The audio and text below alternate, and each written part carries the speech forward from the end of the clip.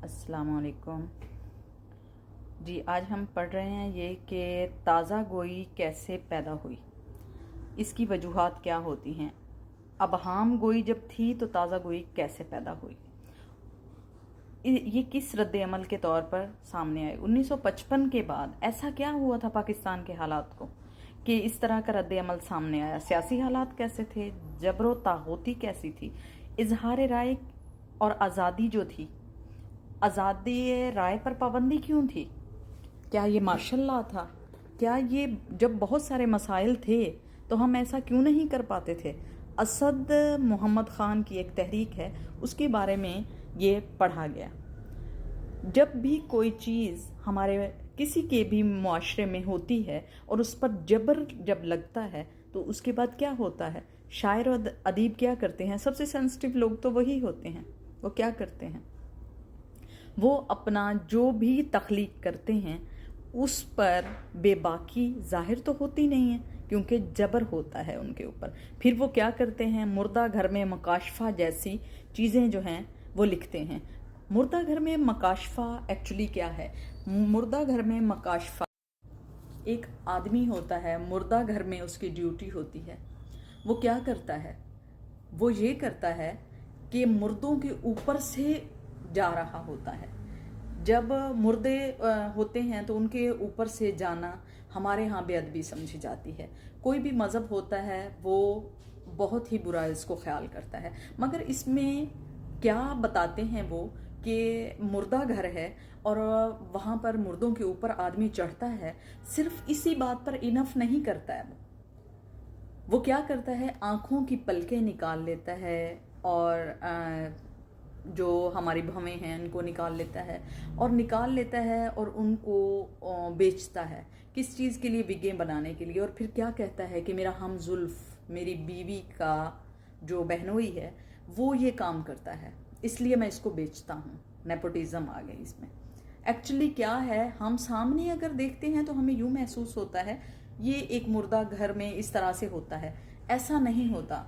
सियासी माहौल इस तरह का था उस दौर में, जबर इतना था कि पूरी अवाम एक जिंदा लाश जैसी थी और लोगों ने, हुकूमत ने, जो नाखुदा थे उन्होंने इस पर बस नहीं की। उन्होंने क्या किया, मुर्दों की लाशों की पलकें भी उतारना शुरू कर दी।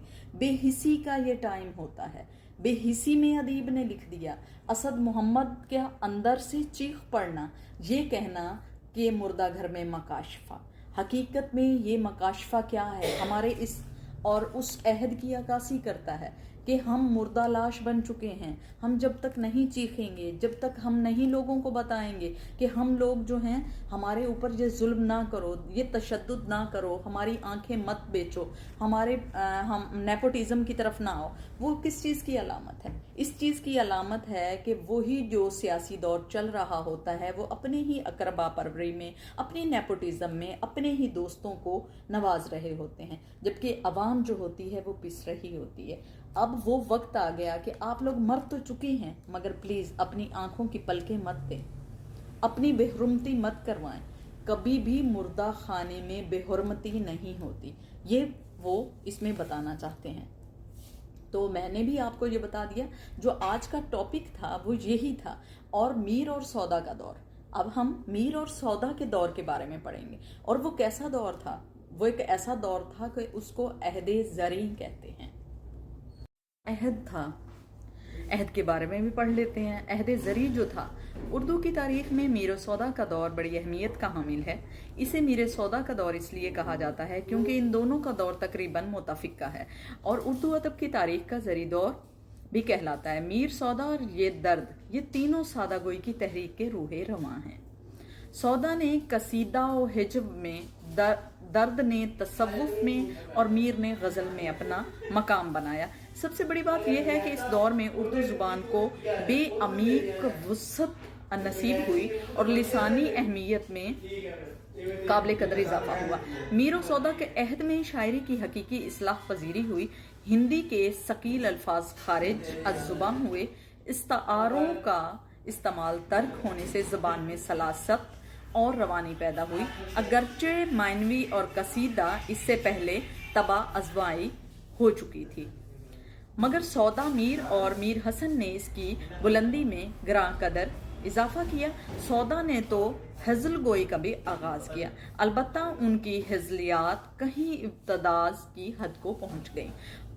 سودا اور میر اپنے اپنے انداز کے استاد ہونے کے باوجود حریف سمجھے جاتے تھے، حالانکہ میر کا کلام آہ اور سودا کا کلام واہ تھا، کیونکہ میر دل کی دنیا میں ڈوبے ہوئے تھے اور سودا کی نظر بیرونی دنیا پر تھی۔ سودا اپنی تنک مزاجی میں بھی مشہور تھے، ذرا سی بھی بات پر بگڑ جاتے تھے تو سامنے والے کی شخصیت کے پرخچے اڑا دیتے۔ سودا کی شیریں زباں اور تحریری لطافت نے زبان کی بڑی خدمت کی۔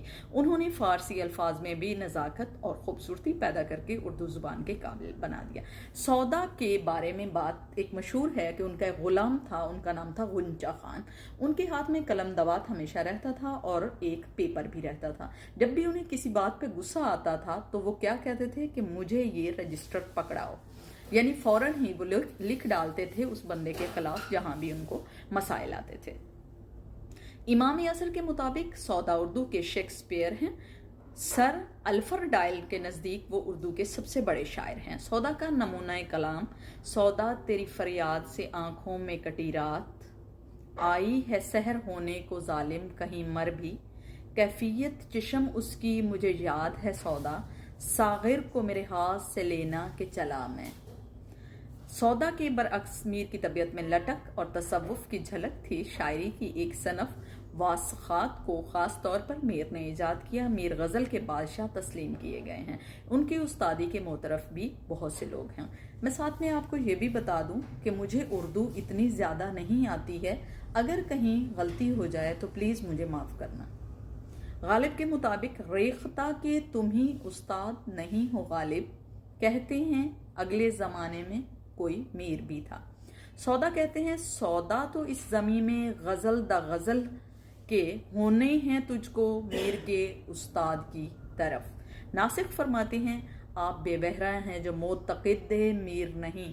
میر نے اپنی شاعری میں حقیقت کے رنگ بھر کے اردو زبان کو چار چاند لگا دیے۔ میر نے اپنے دل کی آواز کو اس قدر موہوم اور سہل بنا کر شعروں میں پرویا کہ وہ عوام کی زبان بن گئے، جیسے کہ ابتدائے عشق خیر ہوتا ہے کیا، آگے آگے دیکھیے ہوتا ہے کیا، میر کا کلام ملاحظہ ہو، نازکی اس کے لب کی کیا کہیے، پنکھڑی ایک گلاب کی سی ہے، ہم ہوئے تم ہوئے کہ میر ہوئے، اس کی زلفوں کے سب اسیر ہوئے، پتا پتا بوٹا بوٹا حال ہمارا جانے ہے، جانے نہ جانے گل ہی نہ جانے باغ تو سارا جانے ہے۔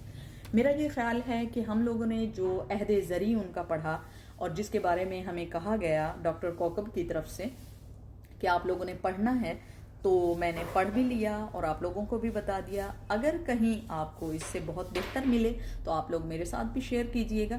میرا یہ خیال ہے کہ مجھے ٹاپک کے مطابق جو ریسرچ کرنے کے لیے ملا تھا کہ آپ لوگ جو ہیں عہد زریں جو ہیں وہ اس کو پڑھیں جو میر اور سودا کا ہے، تو میں نے اس کو پڑھنے کی اپنی طرف سے بھرپور کوشش کی، مگر یہ ہے کہ میں نے ریگولر نہیں پڑھا ہوا۔ اب میں ریگولر پڑھ رہی ہوں، اس لیے اگر کہیں ابہام اور کہیں غلطیاں اور کہیں کوئی مشکل آئے تو اس کے لیے مجھے معاف کیجیے گا۔ اللہ حافظ۔